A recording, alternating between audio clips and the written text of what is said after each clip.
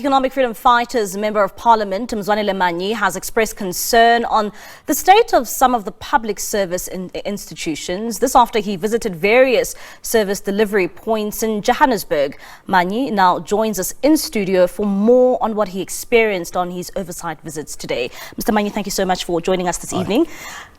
Yeah, good evening to you and good evening to the viewers. And the CIC of the EFF is sending his greetings to the people of South Africa. He says he can't wait to be in the Union building later this year. Of course, that will be soon. And one would ask when, and I'm talking about, when he heads to Parliament later this year for the opening of Parliament. One would ask, you embarked on the checking of the institutions, the state institutions, rather, in South Africa. And, one would ask, what prompted you to say this or go to these institutions? And this is something that many South Africans complain about when they visit public places and, they don't get the services that, they say that, of course, is promised to them. Yeah. What prompted you as the EFF to actually visit these institutions? I think let's start here. That whatever the EFF does is informed by its 7 cardinal pillars. There's absolutely nothing that the EFF does that is not rooted in there. As you would know, very briefly, you would have one of the first pillars would be the issues around the expropriation of land without compensation. Then there would be issues around the nationalization of banks. Then there would be issues around free education, free health. Then there will be things about building the capacity of the state. Then there will be the massive industrialization which you want to do, which will create jobs. Then there will be the issue of building the economy of the African continent. And then lastly, the issue, which is the one we're talking about now, the last pillar, which we talk to open, accountable, and corrupt-free government. So that is the pillar that talks to the issues of oversight. Now, members of parliament are actually supposed to do oversight all the time. We start our work on oversight in Parliament. In fact, sometimes people misunderstand what EFF is doing. When EFF takes boards to go and protest even on stage, that's supposed to be allowed because we are actually showing that the government at the highest level is misbehaving and therefore you're raising the plight of the people, you're protesting on behalf of the people, but instead people get arrested, the people get fined and all of that, which is really unfair. We also hold government accountable by way of scrutinizing the laws that they take through Parliament. We make sure that they are what they say they are and all of that. So we scrutinize those. We also have all kinds of other opportunities around questions and answers. We ask questions orally or sometimes in writing, all of that. Yeah. So that's what the EFF does to the T to hold this government accountable. Now, during holidays like we have now, there's no sleep in the EFF. We then go to these public institutions, the points of service delivery, to check whether the services are being delivered. And for instance, yesterday I went to the Labour Center here in Marlborough, and I get there, I see the signboard outside is written office hours, I think something like 8 to 4 o'clock. But when I rocked up there, I think around 3:30, there was no one on site. In that place. How many you just say to yourself, what happens if somebody was there for a UIF complaint? There would have been nobody on site. Yeah, and so today I was at Randburg, at the Home Affairs in Randburg. I must say the people there are the staff in Randburg are working very hard. I take nothing away from those government employees that work there. They do good work, but they get failed by the center because the system of Home Affairs, something must give.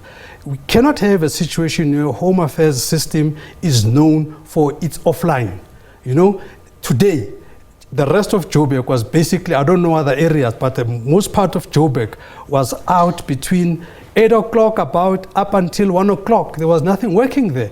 The queues were piling up and all of that. People are getting frustrated, people missing meetings and all of that. You can't have a situation like this. So we've got very competent working staff in there, but they're being failed by the central system. So indeed, we look at those things and we raise them with the relevant authorities because it's not about point scoring, but it's about ensuring that services get delivered. How long have you been conducting these inspections at these points of services to members of the public? And, you know, what was the most alarming? I know that you've mentioned now the Labour point of office as well as the Home Affairs in Randburg. Which one has been the most alarming for you as a Member of Parliament? One of the, for instance, the other time I went to the Randburg Magistrate Court, for instance, the way I found shambles in terms of filing. And it was just, in fact, I put that on Twitter when I did this. I get there in Randburg, go to the filing area there, shambles, boxes upon boxes, mishmush, nothing that way it should be. Then you say to yourself, this perhaps is a reason that people are in the holding cell or in custody, police custody for years on end, because then the docket is lost. There's no way you can keep that docket in that kind of a mess I found there. And this is at the back of government. Lamula having asked for money for e-filing and all of that, then you say to yourself, what is it that these people do with the money that the parliament keeps appropriating to them?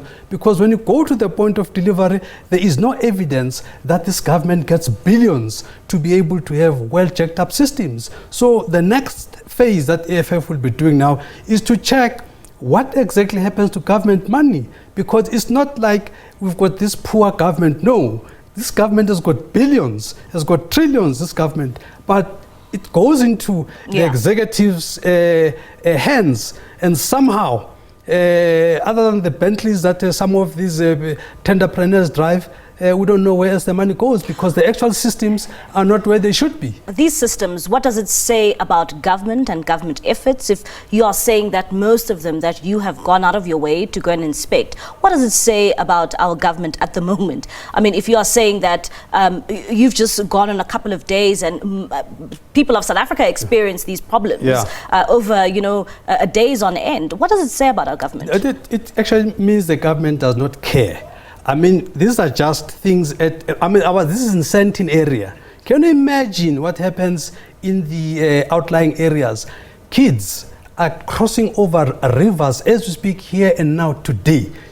Kids cross across rivers to go to school, and you find that there was money that was given to build a bridge. And then the one contractor goes, another contractor goes, all kinds of stories, but money gets paid, but the job doesn't get done. So what this means is that we have a government that simply doesn't care, that it's time that we remove these people. They're tired and they haven't got the energy that is required. They must just go. I was coming there. It is an election year. One would ask, are you doing this because you are trying to score points? Because we do find ourselves in a year where most of you political parties will be campaigning. And I mean, these are some of the things you can campaign on.